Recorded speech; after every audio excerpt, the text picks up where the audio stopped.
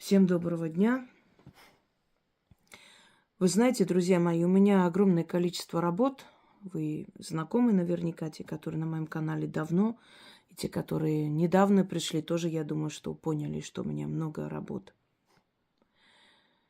И они основаны на разных традициях, они на разных языках, потому как у каждого языка есть своя сила. Называется вибрация языка, наверное, слышали. Обладает определенной энергией каждый язык. Много этнических, то есть поверий, традиций, обычаев, которые легли в основу моих работ. Многое мне приходило в видениях, во снах, как и у каждой ведьмы. Это нормально. Для кого-то это может быть непонятно и недосягаемо, но для человека, который занимается магией, это часть жизни.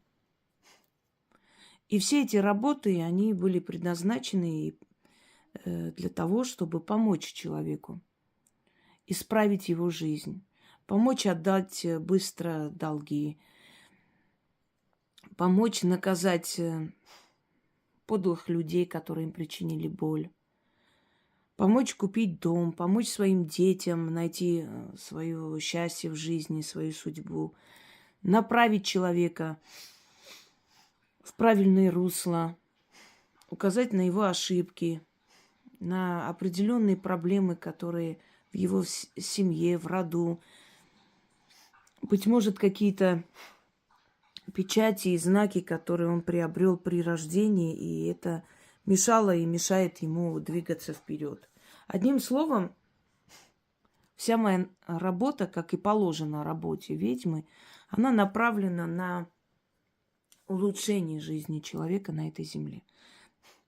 Кроме всего прочего, не только на то, чтобы жить здесь в достатке и оставить что-то своим детям, но еще и чтобы построить крепкую семью, сильный род, чтобы человек не боялся смерти, чтобы уходил спокойно, зная, что его там ожидает. Вот в этом есть функция ведьмы. Я думаю, что я с этой задачей справляюсь и, надеюсь, буду справляться в дальнейшем, сколько мне еще отмерено. В моей профессии мне очень сильно помогает, то есть предназначение, неправильно сказала, это мое предназначение. Профессия моя историк. Историк, политолог, археолог. Все эти направления входят то есть в тот диплом, который у меня есть, который я получила. Я закончила Волгоградский педагогический университет имени Серафимовича. Но кто в Волгограде, знает, что напротив политехник. Сейчас он вначале был в ВГПУ, я поступила, это был институт, я закончила как университет. Говорят, сейчас звание академии или к этому званию идут, не совсем ясно, четко, давно не смотрела сайт своего любимого вуза. Сейчас называется ВГСПУ, Волгоградский государственный социально-педагогический университет. Замечательные у меня были преподаватели, просто замечательные, мирового уровня, если честно. У нас очень старинный вуз, он изначально был как, то есть институт или академия, сейчас уже забыла, как он изначально был, но то есть это, да, это изначально называлась академия для детей дворян, Царицынская академия. Потом с приходом коммунистов его переименовали именем революционера Серафимовича, и уже стал институт педагогический. Ну, потом университет, но название Серафимовича так и осталось. Наши преподаватели например, Татьяна Ивановна... Нет, да, Татьяна Ивановна Болотова, это у нас преподаватель истории средних веков была, потом ее заменили. Татьяна Васильевна Евдокимова, очень красивая женщина, никогда не красилась. Вот просто вот от мозга костей ученый человек. И очень красивая, очень приятная женщина, вот при том, при всей ее строгости и так далее. Они просто династические преподаватели. Они преподавали в различных вузах. Владела она немецким, английским. То есть их приглашали. Вот такого вот мирового уровня у нас преподаватели Волгоградский педагогический. Если кто-то там учится, вам очень сильно повезло. Я поступила на бесплатное отделение. У моих родителей не было тогда возможностей, средств. Им вообще мне заявили, что если ты сама не поступишь, не надейся, никто тебе денег не даст. Мне надеяться было не на кого, может и хорошо, с одной стороны. И я сама поступила. Была зависть, было очень много попыток, знаете, унизить меня моими однокурсниками. Я, когда сдавала, знаете, так вот, как бы вам сказать, вот с юмором, с таким вот натиском вот, шла, вот просто вот, ну, получится, получится, нет, так и что теперь, не убиваться же. Они убивались, некоторые там, которые вызубрили всю ночь. И вот когда и мне, и им ставили... У меня были знания, а они наизусть учили. Вот в чем разница. Я просто владела знаниями, понимаете? Владение знаниями – это понимать предмет. Вот ты понимаешь то, что там сказано. У меня бабушка, как педагог, всегда говорила, никогда не учи наизусть. Понимай, о чем там сказано, и больше ничего не надо. Ты уже, все, это уже твое. И все время говорили, ну, понятно, и тебе ставить, и нам. Я всю ночь учила, а это пришла, 5 минут зашла. Ну, я к тому, что все-таки вуз, он дает, он направляет твои знания в правильное русло. Никогда не игнорируйте высшее образование. И никогда не слушайте дураков. Кому это надо, да этот диплом вообще можешь в туалете повесить, что ты там будешь с ним делать. Одна невежественная магуйка так говорила. Даже если ты не работаешь по профессии, все равно вуз дает очень широкий кругозор знаний и направляет твои знания в правильном направлении, правильное русло. Вот если бы я не закончила высшее образование, я бы столько не смогла создать и дать народу. Именно благодаря тому, что я историк, что я работала в архивах, что я работала гидом, что я ездила по Золотому кольцу России, возила туристов и вообще вот знаю все старинные города России.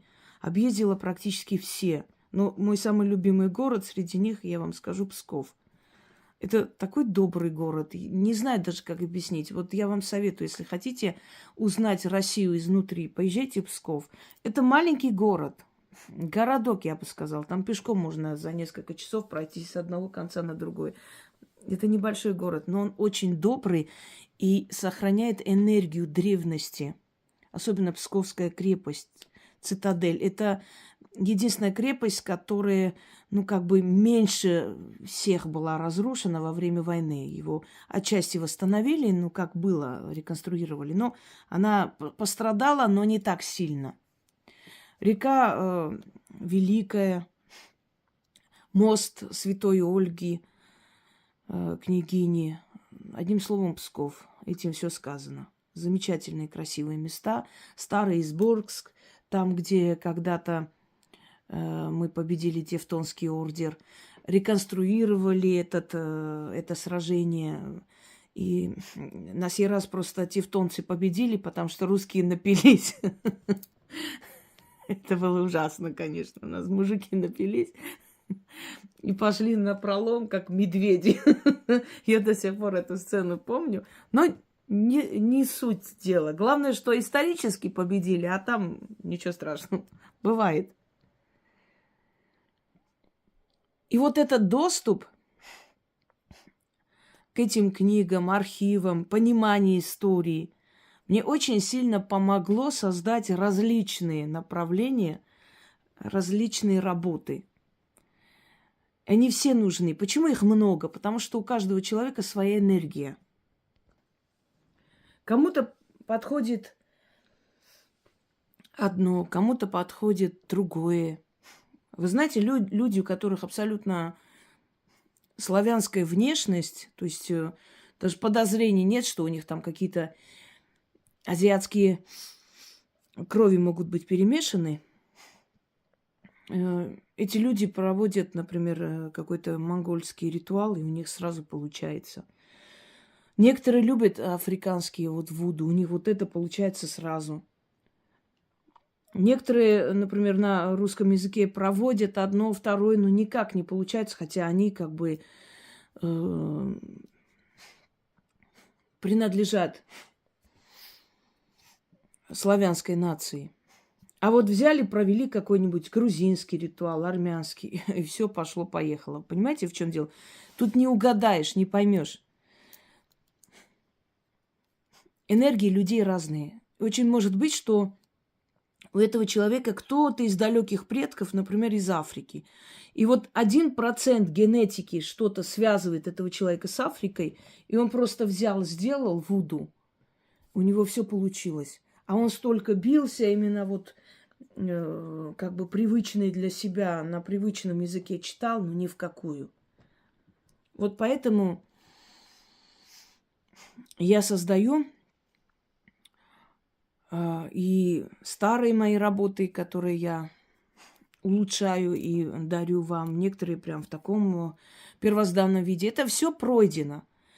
Если я что-то сейчас создаю, но я знаю технику создания этой работы, то есть я подобное уже делала, срабатывала. Я делаю несколько версий таких работ.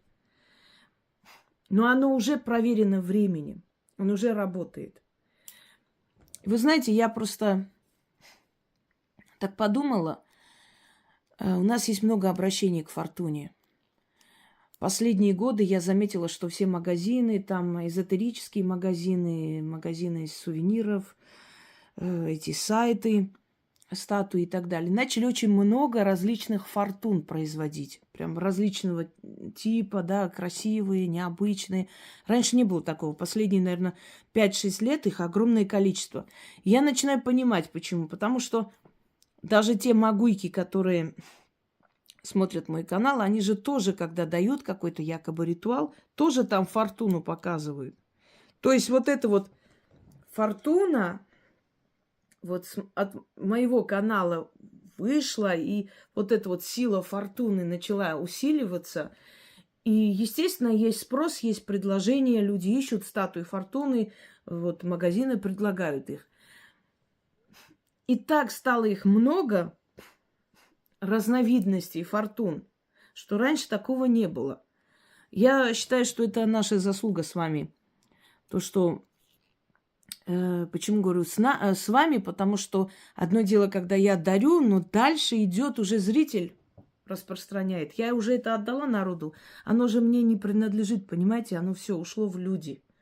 Теперь никогда оно никуда не денется. Это уже в руках людей. Они будут это проводить, они передадут своим детям, внукам и так дальше и дальше.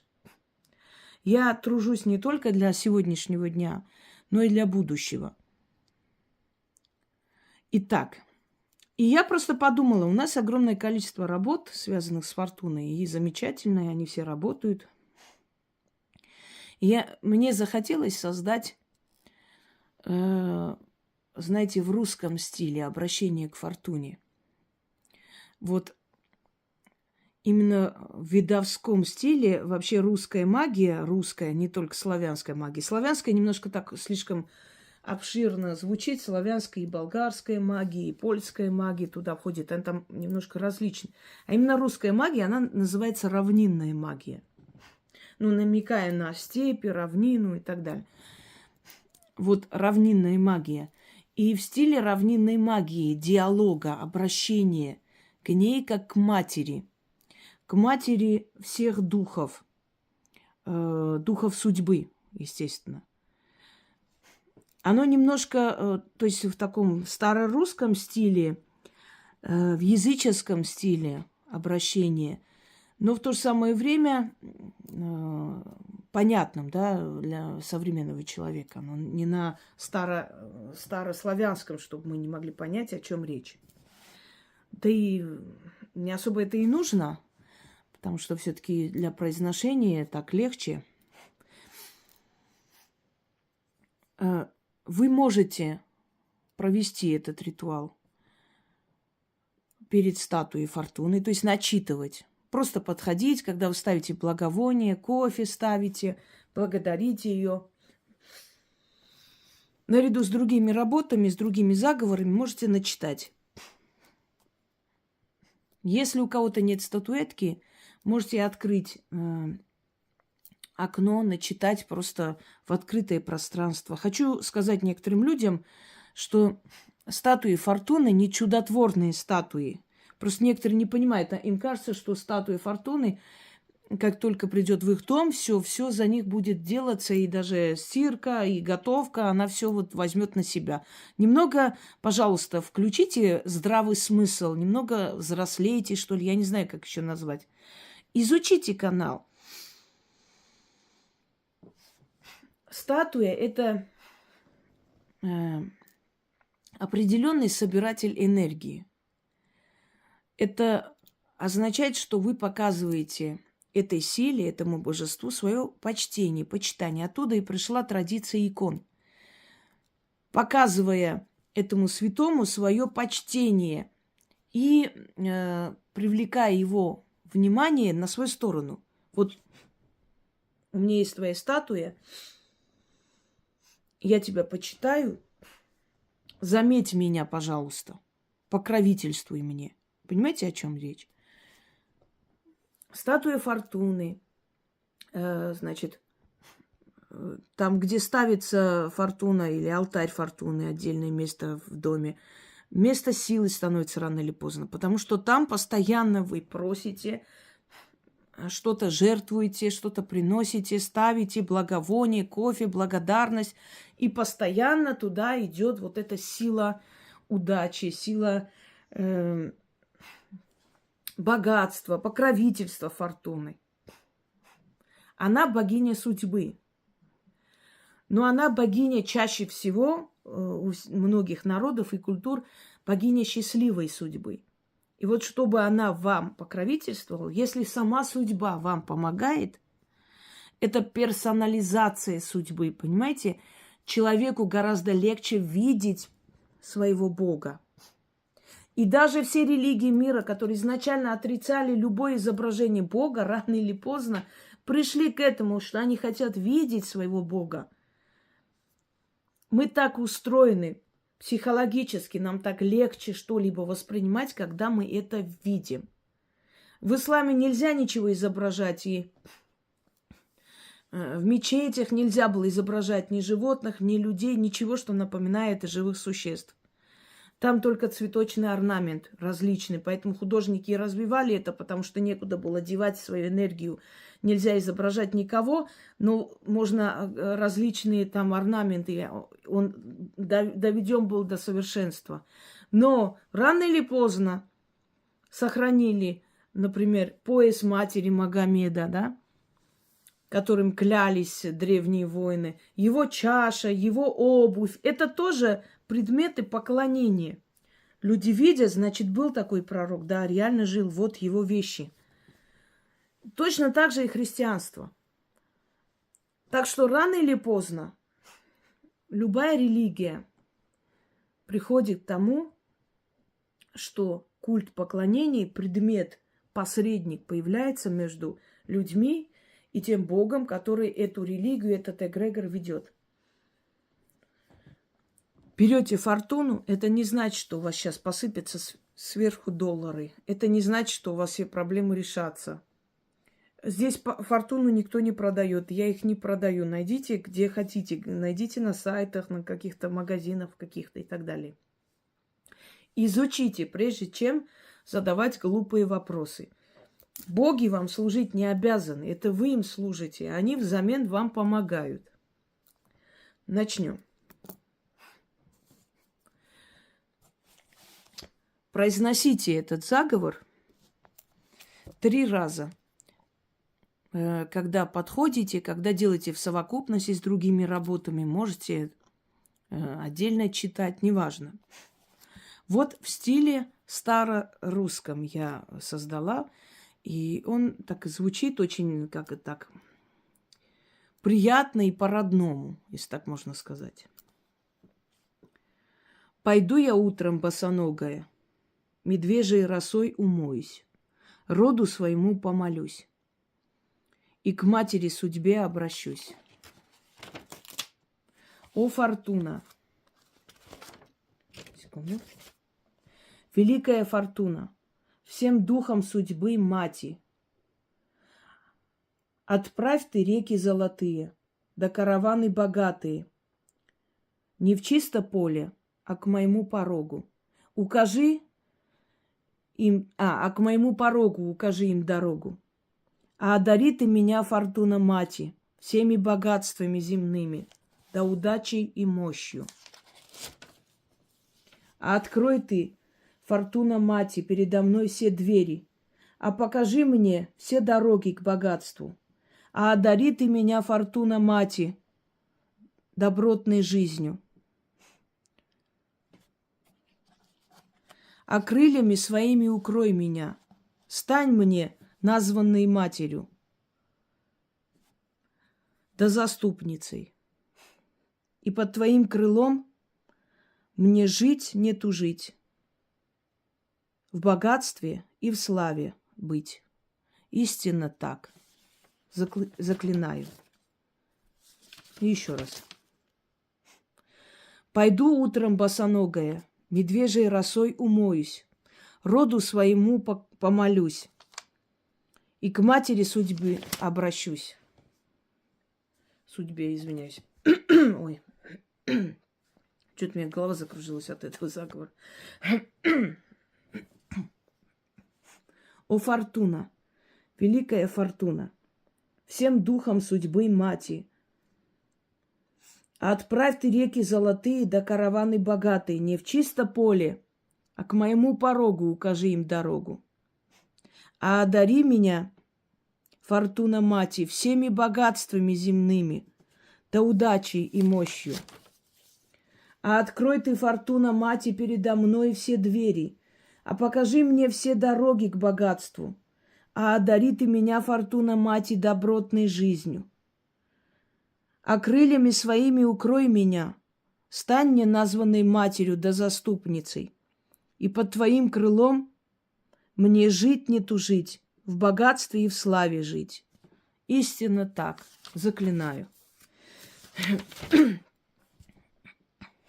Пойду утром босоногая, медвежьей росой умоюсь, роду своему помолюсь и к матери судьбы обращусь.